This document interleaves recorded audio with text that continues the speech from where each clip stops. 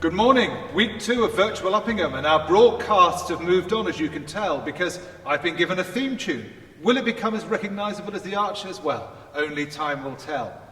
This morning I'm stood in the MEM for the first time since last academic year. As you know, the roof was taken off and put back on for the first time in 100 years. Those really important works are complete.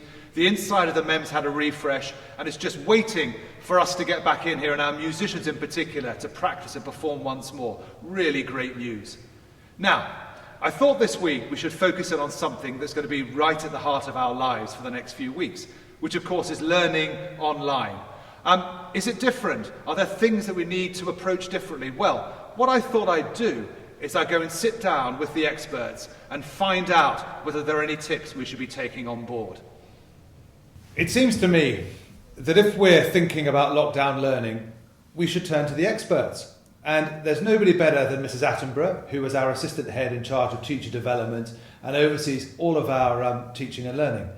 So here we are once more in lockdown. We weren't expecting this to happen, but we've got to make the best of it.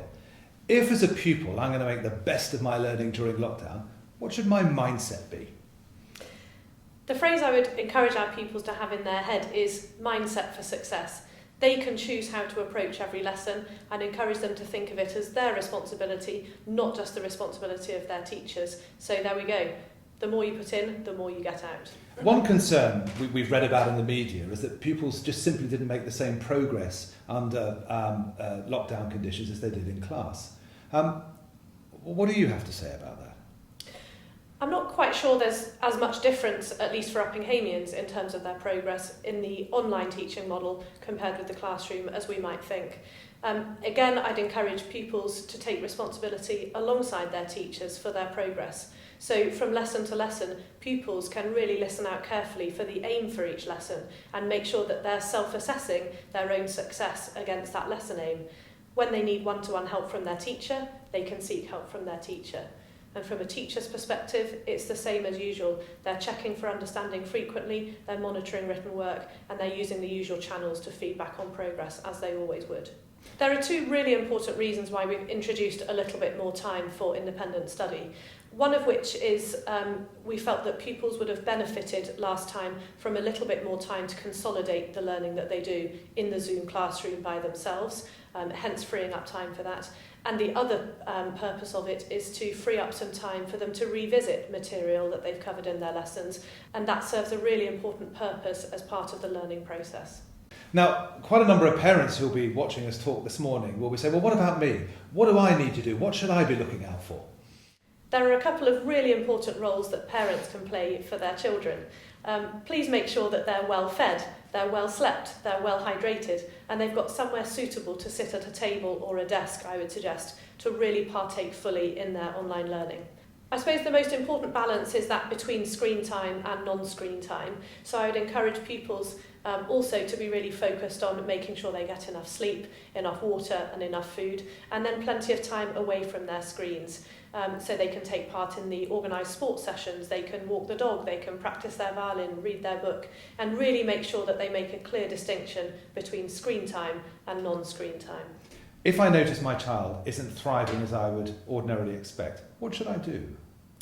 I think there are 2 things really for parents to think about if they notice their children are perhaps not as happy with their online experience as they would like.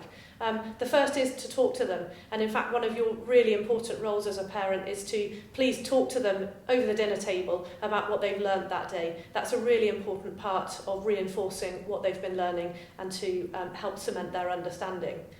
That might be enough of a nudge, just the interest you've shown, to point them in the right direction. Otherwise, all the normal channels still exist. Contact your child's tutor, contact their HUSM and share your concerns. And what about the weekends? Is that a time for us to let everything go? The weekends are absolutely the best opportunity to get a really good break from the online experience. They are also an opportunity to catch up if there are 1 or 2 gaps that might have surfaced in the week, but really that's an opportunity to switch off and enjoy a break. Brilliant. Thank you very much. Well, I hope you found that useful, and some of the things that Mrs. Attenborough said will just go some way to making the next few weeks as productive as possible. Great work's gone on throughout the school. I want to congratulate those of you who took part in the British Physics Olympiad, to Paul Eichmann and William Barbrook, who were commended, Leo Liu, Jasper Flynn, Max Chen, who achieved bronze awards, and Michael Chen, a silver award. Great work, you all. You should be really proud.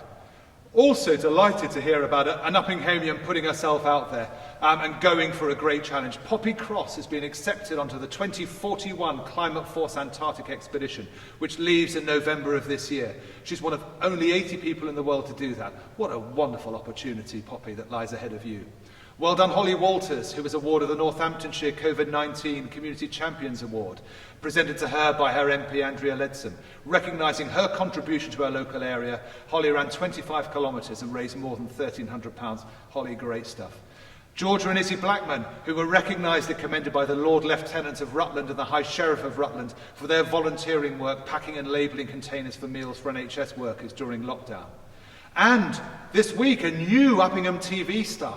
Mr. Jarvis was out there on the Landscape Artist of the Year, and he made the short list of 3 from which the winner was chosen. The judges got it completely wrong. There was no doubt they went for something conventional over Mr. Jarvis's brilliance. But what great things to see Uppinghamians of all ages taking those risks and putting themselves out there, and so well. If you missed the programme, I'm sure you can get it on Sky Arts, on catch-up over the next few days. It's well worth watching.